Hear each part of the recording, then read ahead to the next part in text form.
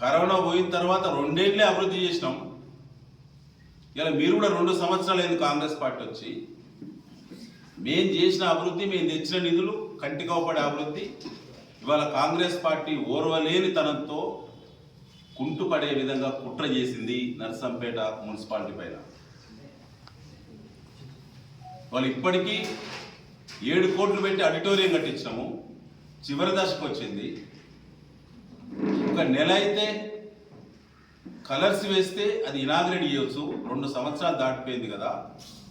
Congress party నాయకులు ముఖం ఎక్కడ పెట్టుకుంటారు, పట్టణ ప్రజలకు ఏం సమాధానం చెబుతారు? ఆ 7 కోట్ల డబ్బు నర్సంపేట పట్టణ ప్రజలకు సౌకర్యార్థం మౌలిక వసతుల కల్పనలో భాగంగా పేదింటి పిల్లల పెళ్లిళ్ళ కోసం ఉచితంగా మున్సిపాలిటీ ఇవ్వడం కోసం ఆడిటోరియం కట్టినాం. సెంట్రల్ ఏసీతో కూడిన 1000 సీట్ల కెపాసిటీ గల ఆడిటోరియం కట్టినాం. సంఘాలకో, సంస్థలకో, కాన్ఫరెన్స్లకో, రివ్యూలకో, సమీక్షలకో ఉపయోగపడేట విధంగా నర్సంపేట ఏం తక్కువ ఉండకూడదు.